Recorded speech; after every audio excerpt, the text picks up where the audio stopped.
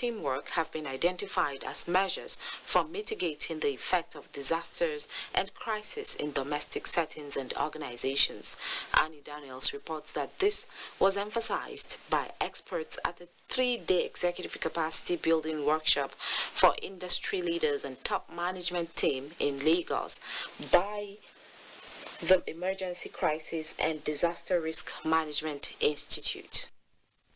Globally, conflicts, disasters, natural and man-made, occur sometimes due to human errors and activities.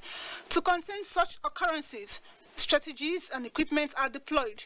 Inadequate preparation to manage disasters, experts say, could spell doom for victims. Organizations can also be affected. The essence of business planning or organizational resilience is to mitigate impact of disasters when they strike. The risk assessment and the BIA are information gathering tools that you use to be able to start your plan.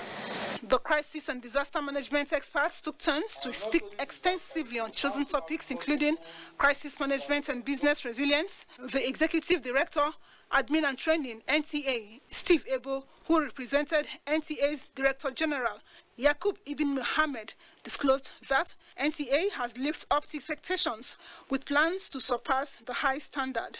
NTA has done tremendously well, not just to increase our viewership around the world, but to make sure that our operations are first class. We have been able to acquire a lot of equipment, expertise, know-how.